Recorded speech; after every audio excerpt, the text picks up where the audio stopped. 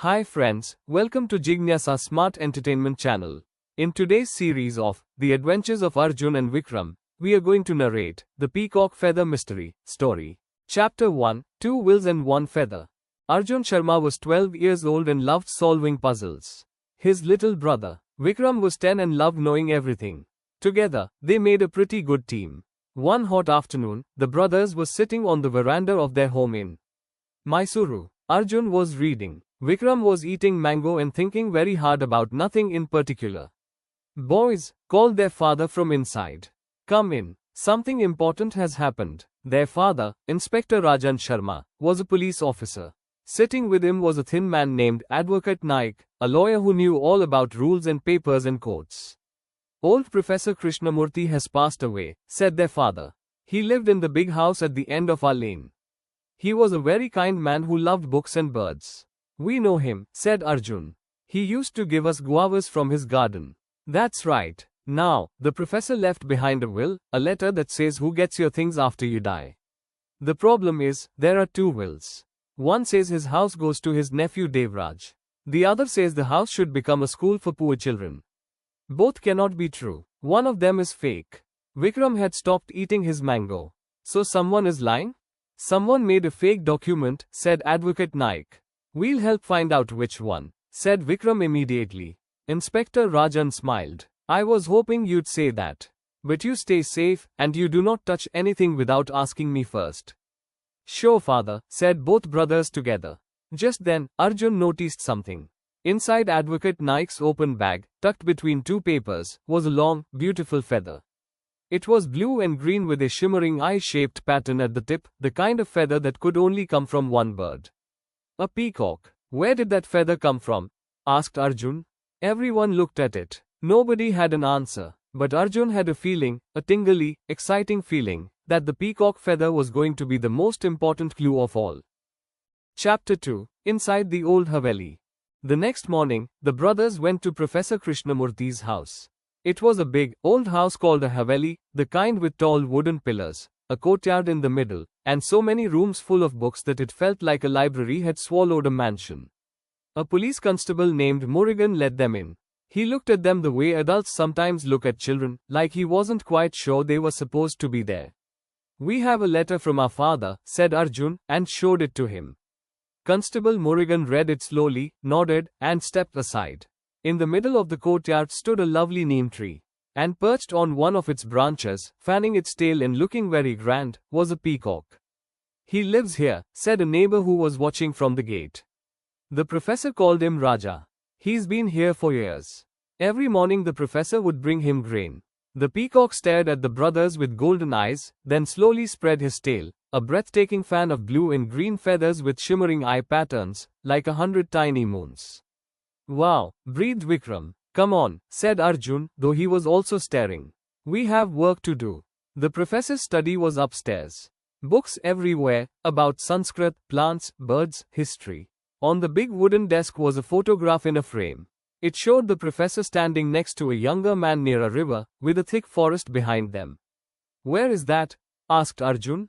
Vikram studied it carefully. "That's the Kabini River. I recognize the big banyan tree on the bank. It's near Nagarhole Forest. You remembered that from where?" "Chapter 9 of our geography book," said Vikram simply. Arjun kept looking around. He opened the desk drawers one by one. Most were empty, but in the bottom drawer was a small brass tin. He opened it. Inside were 3 peacock feathers, just like the one in Advocate Naik's bag. Long, shimmering, beautiful. "Someone kept these very carefully," said Vikram quietly. "They must mean something." Chapter 3, The Nephew and the Kind Man. That evening, the brothers met the two people who both wanted the professor's house. First came Devraj, the professor's nephew. He was a big man in pressed clothes who drove a shiny car and had the look of someone who found everything slightly beneath him. "My uncle's first will is the real one," said Devraj, sipping his chai. "This so-called school charity appeared out of nowhere. Someone took advantage of my uncle when he was old." "Who runs the charity?" asked Vikram. "A man named Prakash Hegde. My uncle met him at some event, and suddenly Hegde was visiting every other weekend. I didn't trust him one bit." After Devraj left, Arjun pulled out his notebook. He wrote, Devraj wants the house. He was angry with the professor. Look at his shoes, said Vikram suddenly. Arjun looked. As Devraj walked to his car, his shoes were caked with reddish mud on the sides. It hasn't rained in Mysuru in over 2 weeks, said Vikram. So where did the mud come from? Said Arjun, underlining something in his notebook. The next day, they visited Prakash Hegde. His small office was covered with photographs, village children sitting in classrooms, smiling proudly at the camera. Hegde was a soft-spoken man with ink-stained fingers and kind eyes. Professor Krishnamurthy wanted his house to become a school, said Hegde gently. For children from tribal villages who have never sat in a real classroom. It was the most important thing in the world to him. Did Devraj know about this plan? Asked Arjun. Yes. They argued about it. Very badly. I stepped out of the room because the shouting was too much. Mr. Hegde, said Vikram, looking at a map on the wall, did the professor ever visit Nagarhole forest? Hegde's eyes lit up. Many times. He was a passionate bird watcher. He said, Nagarhole was one of the most magical places in Karnataka. Did he have a peacock? Asked Vikram. Hegde laughed warmly. Not just any peacock. He had Raja, the peacock who lives in the courtyard. The professor adored that bird. He said peacocks were nature's most magnificent secret keepers. Arjun wrote that last line down very carefully. Chapter 4, Nature's Secret Keepers. That night, Arjun sat on his bed thinking hard. The professor loved peacocks. He kept peacock feathers in a tin. One feather turned up tucked in the will papers. Raja the peacock lived in his courtyard. The professor visited Nagarhole forest, which, as anyone who had read chapter 9 of their geography book would know, was one of the finest places in South India to see wild peacocks. Arjun went to his bookshelf and pulled out their old nature encyclopedia. He found the page on peacocks. He read, peacocks are most commonly found in forests, farmlands, and near water. In Karnataka, the forests of Nagarhole and Bandipur are home to large numbers of wild peacocks. Peacock feathers have been used for centuries as ceremonial objects, markers, and symbols of good luck. Markers. Arjun sat up very straight. He knocked on Vikram's door. Vikram, wake up. Vikram opened the door looking grumpy. It is 11 at night. I know. Listen. The professor hid something in Nagarhole. Something important, proof about which will is real. And he left peacock feathers as clues pointing to where. That is why he called Raja his secret keeper. The peacock was the whole point. Vikram blinked. Then he was fully awake. The photograph, said Vikram.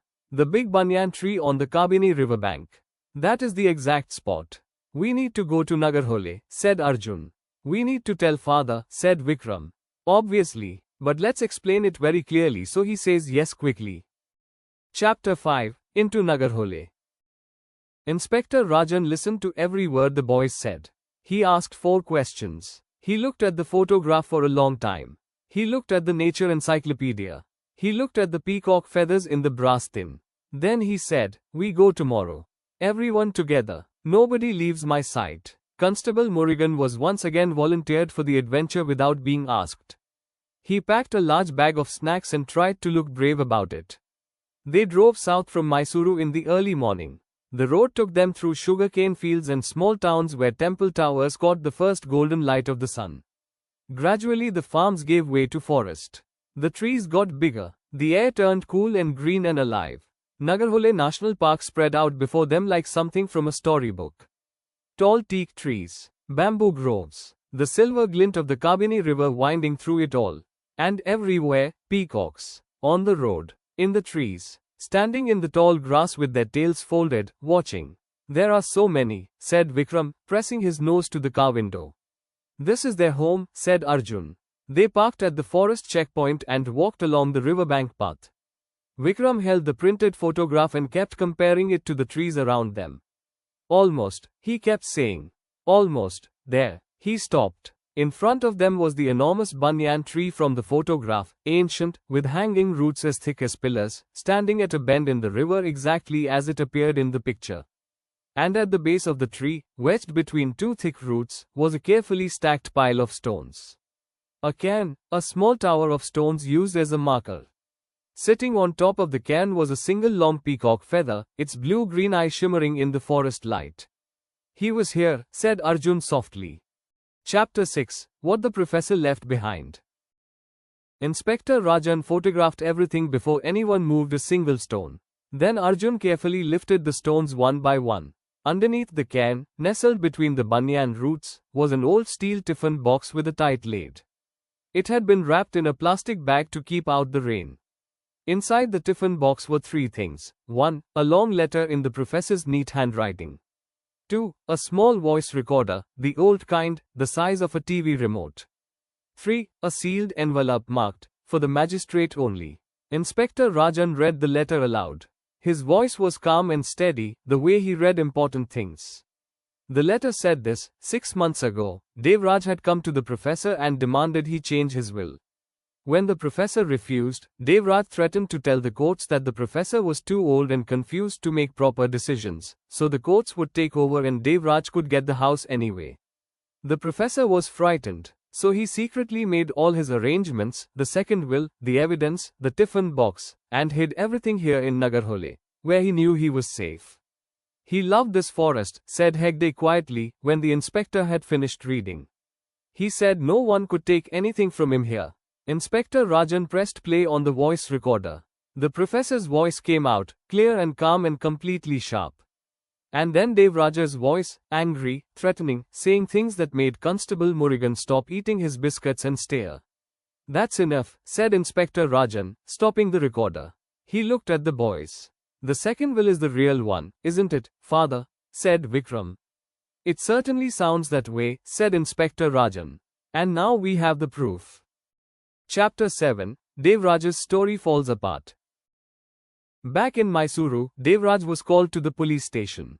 He arrived with his lawyer and the confident look of someone who has prepared a very good story.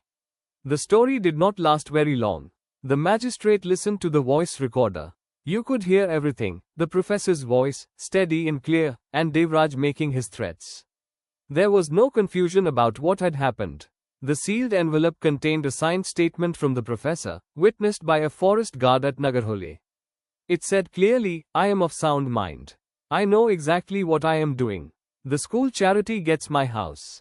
The second will is valid, said the magistrate. The Vidya Prakash Foundation shall receive the house.